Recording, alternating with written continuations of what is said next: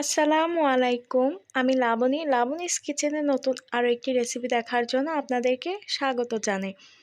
আজকে আমি আপনাদের রমজান স্পেশাল সাবুদানা আর কিছু ফ্রুটস দিয়ে একটি ডেজার্ট তৈরি করে দেখাবো। এই সাবুদানার ডেজার্টটি এতটাই টেস্টি হয়ে থাকে, আপনি বাসায় না তৈরি করে খেলে একদমই বুঝতে পারবেন না।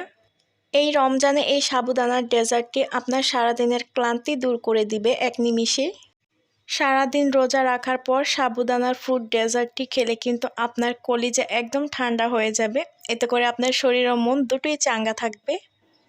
এই ডেজার্টটি আমি সহজ করে দেখানোর চেষ্টা করেছি, আশা করছি আপনাদের কাছে ভালো লাগবে। চুলাতে আমি আগে থেকে একটা পাত্র বসিয়ে দিয়েছি, এর মধ্যে আমি 4 কাপ পরিমাণ লিকুইড দুধ দিয়ে দিয়েছি।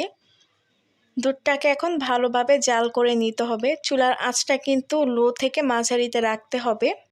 এখন আমি 5 চামচের মতো গুঁড়া দুধ দিয়ে দিচ্ছি। গুঁড়া দুধটা দেওয়ার কারণে কিন্তু এই ডেজার্টটা খেতে অনেক টেস্টি হয়ে থাকবে। এতে করে দুধটাও একটু ঘন হয়ে আসবে। দুধটা কিন্তু অনবরত নেড়েচেড়ে যেতে হবে। এখন দিয়ে দিচ্ছি হাফ কাপ চিনি।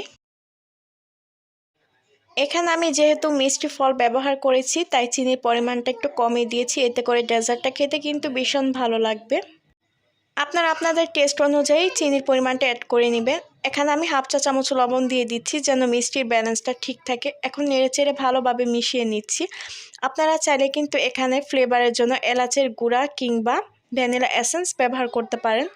আমার কাছে ফলের ফ্লেভারটি ভালো লাগে, তাই আমি আর এক্সট্রা কোনো কিছু অ্যাড করিনি। দুধটা আমার জাল করে নেওয়া হয়ে গিয়েছে, চুলাটা অফ করে দিলাম। চুলাতে আমি আগে থেকে একটা হাঁড়িতে পানি বসিয়ে রেখেছিলাম। পানিটা যখন বলক চলে আসবে সে পর্যায়ে আমি সাবুদানা দিয়ে দিচ্ছি। আপনারা চাইলে কিন্তু সাবুদানার পরিমাণটা কমিয়ে কিংবা বাড়িয়ে নিতে পারেন। এখন সাবুদানাগুলোকে আমি ভালোভাবে ফুটিয়ে নিব। অনবরত কিন্তু নেড়ে যেতে হবে, তা না হলে কিন্তু দলা পাকিয়ে যাবে। আমার সাবুদানাগুলো সিদ্ধ করতে প্রায় 15 মিনিটের মতো লেগেছে। আপনাদের হয়তো কারো বেশি কিংবা কম সময় লাগতে পারে। যখন দেখবেন সাবুদানাগুলো পানির মতো স্বচ্ছ হয়ে এসেছে, তখন বুঝে নিতে হবে সাবুদানাগুলো পারফেক্টভাবে ফুটানো হয়ে গিয়েছে। এই তো দেখুন, আমি এখন একটা ছাঁকনি দিয়ে ছেঁকে নিচ্ছি সাবুদানাগুলো সিদ্ধ করার পর। এখন ঠান্ডা পানি দিয়ে ভালোভাবে ধুয়ে নিচ্ছি। এতে করে কিন্তু সাবুদানা থেকে যে আঠালো ভাবটা আছে সেটা দূর হয়ে যাবে, আর সাবুদানাগুলো কিন্তু ঝরঝরা হয়ে যাবে। এই তো দেখুন, সাবুদানাগুলো কিন্তু কতটা ঝরঝরা হয়েছে। আমি দুধগুলো কিন্তু চুলা থেকে নামিয়ে ঠান্ডা করে নিয়েছি। আপনারা অবশ্যই ঠান্ডা করে নেবেন।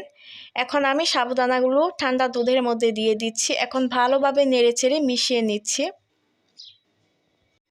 আমার আজকের এই সাবুদানার ডেজার্টটি যদি আপনাদের কাছে ভালো লেগে থাকে তো প্লিজ একটি লাইক দিতে ভুলবেন না। আর চাইলে আমার চ্যানেলটি সাবস্ক্রাইব করে নিতে পারেন।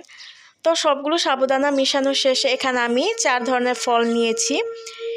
এখানে নিয়েছি আমি সবুজ কালারের আঙ্গুর ছোট করে একটু কেটে গোল করে, নিয়েছি কলা গোল করে কেটে, নিয়েছি কালো আঙ্গুর ছোট কিউব করে কেটে, আর নিয়েছি আনার। আপনারা চাইলে আপনাদের পছন্দ মতো আরও যে কোনো ফল নিতে পারেন। তো প্রথমে আমি কালো আঙ্গুরগুলো দিয়ে দিচ্ছি। এখন দিয়ে দিচ্ছি আনারগুলো, দিয়ে দিচ্ছি সবুজ আঙ্গুরগুলো, আর সবশেষে আমি কলাগুলো অ্যাড করে দিচ্ছি। আপনাদের হাতের কাছে যে ফলগুলো থাকবে তা দিয়ে কিন্তু আপনারা খুব সহজেই ডেজার্টটি তৈরি করে নিতে পারবেন। এখন আমি দুধের সঙ্গে ফলগুলো ভালোভাবে নেড়েচেড়ে মিক্সড করে নিচ্ছি।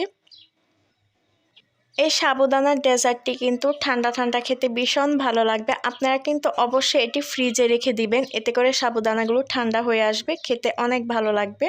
এখানে আমি একটা বড় সাইজের বাটি নিয়েছি, এর মধ্যে এখন সাবুদানার ডেজার্টটি ঢেলে নিচ্ছি। আপনারা এই অবস্থাতে চাইলে কিন্তু ফ্রিজে রেখে দিতে পারেন, নর্মাল ফ্রিজে। দেখুন, ডেজার্টটি দেখতে কিন্তু ভীষণ সুন্দর লাগছে আর খেতে তো অসম্ভব মজাদার। তো এখন আমি গ্লাসে পরিবেশন করে নিচ্ছি। আপনারা কিন্তু এই রমজানে চাইলে বাসায় ঝটপট এই সাবুদানার ডেজার্টটি তৈরি করে নিতে পারেন, যদি আপনার হাতের কাছে সাবুদানা আর কিছু ফল থাকে। এই সাবুদানার ডেজার্টটি ছোট বড় সকলে খেতে কিন্তু খুবই পছন্দ করবে। আশা করছি আমার আজকের এই সাবুদানার ডেজার্টটি আপনাদের কাছে খুবই ভালো লেগেছে এবং সহজও লেগেছে। হাতের কাছে সামান্য কিছু উপকরণ দিয়েই কিন্তু আপনি ডেজার্টটি একদম ঝটপটভাবে তৈরি করে নিতে পারবেন।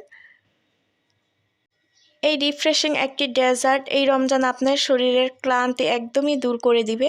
আজকের মতো এখানেই বিদায় নিচ্ছি। সবাই ভালো থাকবেন, সুস্থ থাকবেন। আল্লাহ হাফেজ।